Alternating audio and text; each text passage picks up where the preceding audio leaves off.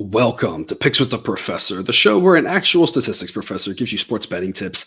I'm your host, Professor Sides, and for the latest updates and information, you can find us on Twitter and Facebook, and for extra exclusive free picks on TikTok. This college football episode covers the college football playoff semifinal games, both these happening on New Year's Eve 2022.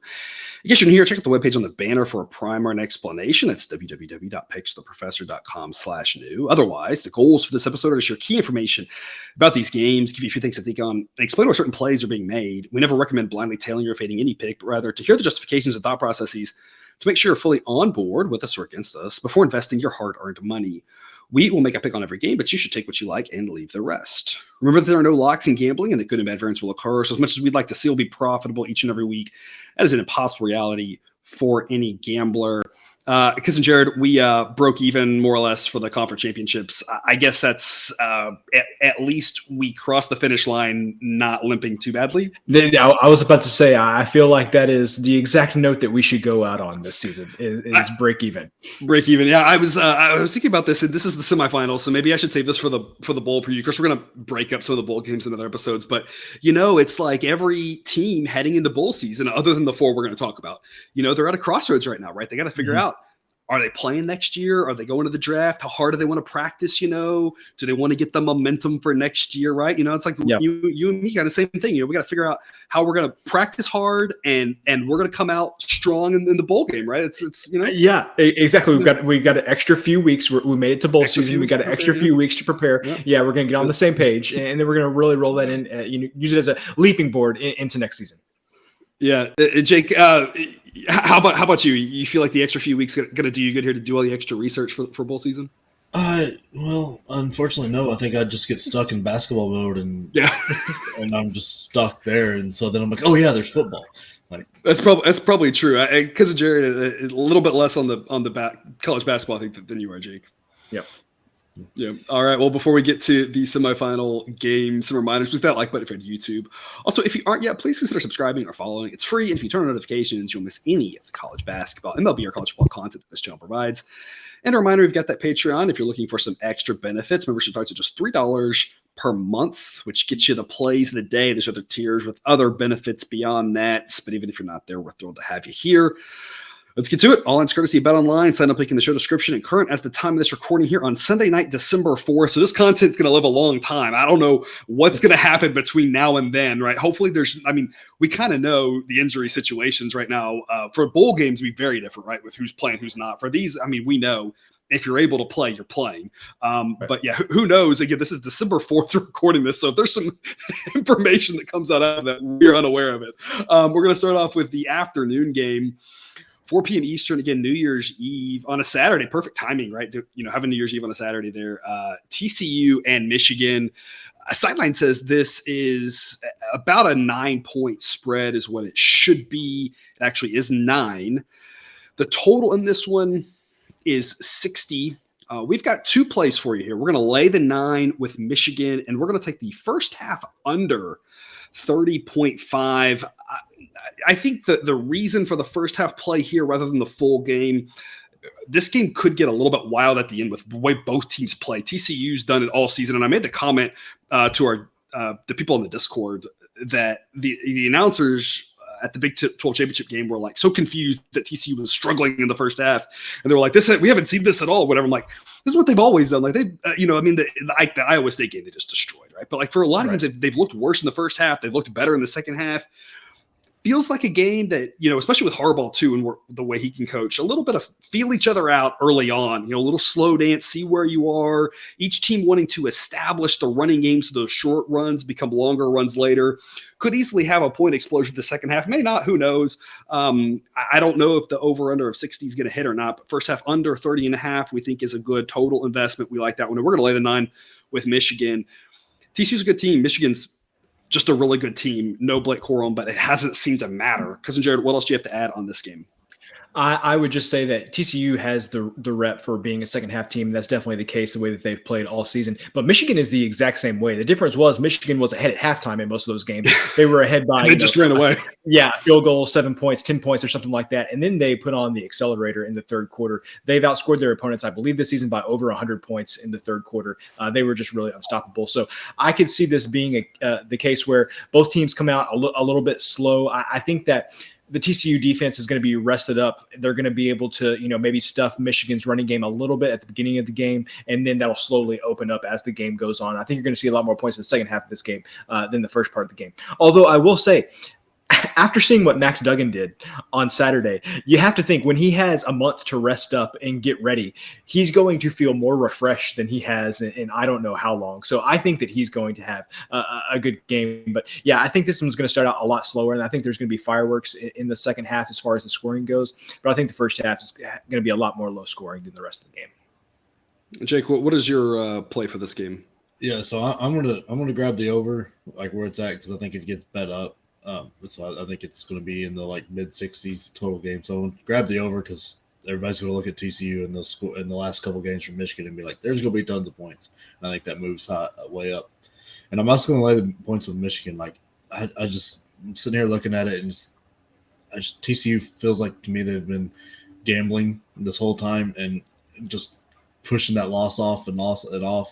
And I think it's all going to come crumbling apart here. I mean, Deuce Vaughn is great and probably better than Edwards, but he made TCU's defense look rough there.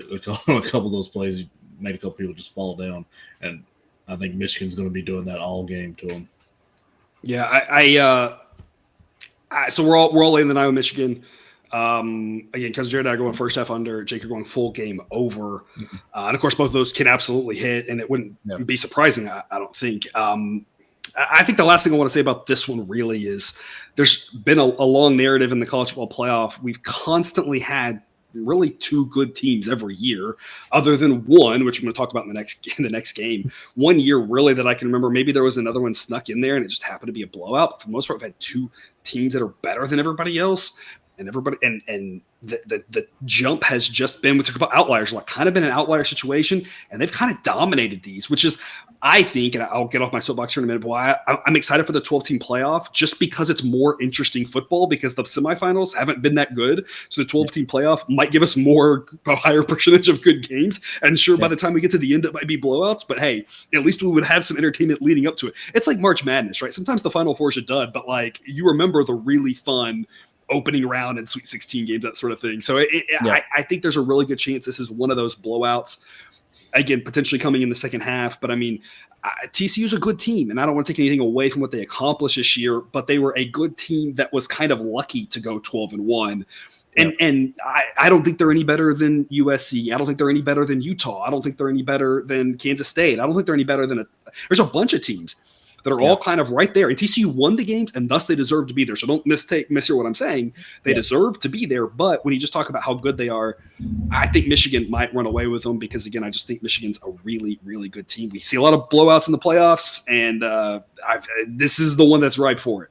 Look, on those runs that TCU had there in the middle for a minute, they went, 6 games with taking out the other team's quarterback each time. They played a lot of backup quarterbacks. Sometimes 2 of them. So that's I think a lot of luck there. And we've seen from Michigan plenty of times this season that they're not necessarily running up the score, but they're not going to try to stop scoring either. And so I think that even if this is, that happened last week with the Purdue game. It was close later in the game, and then Michigan just kind of kept scoring and ended up covering. So I think you see the exact same thing here. Yeah, a lot of ways we could – it's weird to say this, but a lot of ways we could win this laying 9. Usually you kind of go the other direction, right? You're like, oh, well, they could lose close or they could whatever. It's like a lot of ways we can win this. Michigan could just run away with it from the start. They can run away in the second half, or they can get a late front door cover because it's happened before with Michigan. To the other game, the night game, again, still New Year's Eve, 8 p.m. Eastern, Ohio State at Georgia. Georgia's a 6.5-point favorite. The total on this one is 61. Cousin Jared and I are going over that 61. I'll let you have the floor, and then I'll let Jake talk, and then I'll wrap us up. So the floor is yours, Cousin Jared. Yes, I would say that Georgia's offense, I think, steps up to whatever platform or whatever, whatever stage they are currently on. And being the biggest one, I think their offense is going to show up. The first game of the season against Oregon, all the eyes were on them, and they put up a lot of points. They didn't necessarily put up a lot of points against Tennessee, but I think that was Kirby Smart trying to say, like, oh, no offense, Jake, but don't mean to bring up bad things here, but that was like, oh yeah, you're all getting carried away with the Tennessee offense. We're going to show you how we play football, kind of thing. But then they scored lots of 50 points last week against LSU. Even going back to the national championship game last year, they scored 33 against a good team in Alabama. They put up a lot of points. The Alabama Georgia SEC championship game last year had 60-something points in it. They've just put up points when kind of everybody was watching them. And I think this is going to be the same type deal. I think the spread here is important. We're expecting a relative close game. In fact, Sideline would say that this is closer. Georgia should be favored by less than what they actually are, according to Sideline. Depending on how you want to do home field with the game being in Atlanta, if you give them no home field, it's closer to 4. If you give them a little bit of a home field edge for they just played on that field and they play there often, the Ohio State fans will travel, but just kind of that familiarity, the closeness, that whatever. Yeah. If you give them a little bit of a home field, maybe more like 5. So yeah, 4 to 5 is what the model says. The actual spread's a little bit higher than the model on this one. Yeah. So I think that the game's going to be closer. I think that neither team is going to lose the incentive to score. I think Ohio State has so much skill at the receiver position. And if anybody would admit that the weakness of the Georgia defense, if there is one, is the defensive backs. I think that CJ Stroud is going to be able to pass the ball, not with ease, but I think he's going to put up some numbers. I think those receivers are going to make some good catches. I think Ohio State's going to score, 24, 28 points, and I think Georgia's going to score more than that. So this game feels like it ends up like 35, 28, 35, 24, something like that. So I think that over 61 is going to be a really good play in this one. Jake? Yeah, I like the over, and I'm going to lay the points with Georgia here. I think this number is short for Georgia. I think they're really, like, Stetson Bennett the last couple of games has played very, very well. They're starting to get a lot of more production out of the receivers, which really makes that offense dangerous because the way they run the ball. Plus defensively, I guess the weakest parts are secondary, but not to be too much of a homer, but Tennessee had a really good passing offense, and I think it's very comparable to the talent that Ohio State has, and they shut that down. They played man-to-man on the outsides, really, and just won every battle. Marvin Harrison Jr. is probably better than Jalen Hyatt, but I don't think he's that much better where he's going to take advantage of things they couldn't. I don't see Ohio State doing too much here, but I think Georgia's going to just put up points, and Ohio State's going to be there, kind of like this LSU game where we got 80 points, but Georgia was just dominated the whole way. 80 points in that game is still kind of crazy to look back on. I don't think anybody really predicted quite that many. Because Jared and I are officially on the over, Jake, you're also on the over, and you are laying the 6.5 with Georgia. I'm going to take the contrarian position here, and I've got a lot of reasons for it. So this segment might get long. Number one, there have been 4 times that the winner of the college football playoff has made the playoff the next year. All 4 times they did win their semifinal game, but they lost the championship game. It's very hard to repeat in any sport because of the extra games, the toll that it takes, maybe a little bit of lack of motivation in the offseason, a little bit of sitting fat and happy, that sort of thing. It's very difficult. But the key is that in those 4 semifinal games that they won, they weren't impressive in any of them. I'm talking about all the blowouts in the college football playoff, but of those 4 games, none of them were those blowouts that we speak of. The 2 times that the teams covered were very short. One of the times didn't cover at all, and the other one was the one I want to talk about, which is Clemson-Ohio State. That Clemson-Ohio State game that we talked about was just a fantastic, that late score. That's, I think, what we have here. And that was the exact same situation that Clemson was coming off of winning the national championship. The next year just escapes by Ohio State. And I think we see a similar story here. Georgia coming off the national championship, being a little bit more beat up, a little bit more, from those extra games. I think they can just get by Ohio State, but I think it's going to be that same sort of game. I think that the reason I built the model is to take all of the data in and synthesize and see how it all looks out. I think we're all a little bit overreacting to that Ohio State-Michigan because it was the last time we saw Ohio State. But I'm curious if we take Georgia's schedule, and if we shift things around, what if the last time we saw Georgia was when they only put up 16 against Kentucky? Or what if the last time we saw Georgia was when they were tied at the half or whatever it was against Georgia Tech? Or what if the last time we saw Georgia was when they beat Missouri by 4 points, or the Kent State game? I think that, even giving up 30 last week to LSU, I think they give up 30 to Ohio State. And if Ohio State scores 30, they got a decent chance to cover, right? Doesn't mean they will, because Georgia could score 50, of course. But Michigan scored a lot of those touchdowns on big plays. You have to think Ohio State's going to try to figure out how to stop that. I'm not sure that they can, but I mentioned earlier, we've had a lot of blowouts in the college football playoff era because we've had like two really good teams, and then it's been the rest. Well, when you look at the power ratings, it's actually been 3 that Ohio State's been one of those top teams. So I think we're just a little bit getting carried away with the last time we saw Ohio State. So I just don't like laying it with Georgia, just because I think there's a lot of ways that Ohio State keeps this close. Really nothing would surprise me if Ohio State wins this game or if Georgia wins by 20. I just think it's a stay away. I think the over is a safe investment because I think Ohio State's got the skill to do just what LSU did, which is put up 30. And if Ohio State puts up 30, this game's 30 plus, this game's got a really good chance of getting over, because Ohio State, I don't think their defense is as bad as that Michigan game. When you look at all the metrics, they aren't that bad, but Georgia's going to score, right? Yeah, Both these teams are going to score. So there's all my reasons why you shouldn't lay the points with Georgia. I'll open the floor for a rebuttal. I think I would I think you hit the nail on the head when you mentioned stay away, because I feel like I can look at it from the opposite direction and be like, I feel like I've seen Ohio State mess around in too many games this season. And it's just, again, you just listed off all the games where Georgia kind of obviously, yeah. There's a lot of Ohio State ones, yeah. Yeah, and there's a lot of Ohio State ones too. And I keep going back to that Penn State game, how they just did, it was just nothing for like 3 quarters. And then the fourth quarter, they just turned it on like that. And, you saw in that fourth quarter why they're in the playoff, because when they turn it on, they are great. But yeah, same thing. I've just seen too much from Ohio State this season that gives me pause with taking 6.5 points. Yeah, and we talked actually before the Ohio State Michigan. One of the reasons why we and the model were on Michigan was Ohio State seemed to struggle on the road. Is this a road game? Right. It's like, were Ohio State struggles on the road about the opposing crowd? Was it about, it's going to be loud there for sure. There should be a lot of Georgia fans, but there'll be a lot of Ohio State fans too that are hopefully not going to be making noise when their team has the ball. Right. So I don't really know, but they were a much better team at home than they were on the road. It's like I said, this is being a quasi road game. Like you said, there's a lot of different ways you can kind of look at it, and it kind of, especially at 7, I think it's a stay away. I think if you're going to play Georgia, I definitely think you want to get the 6.5, because obviously 7 is a fairly likely landing spot for this one. Yep. Yeah, I can't get out of my head just the times that, like, I know Georgia's not shown up to a couple games, but it's every game they needed to. They flip that switch and they just dominate.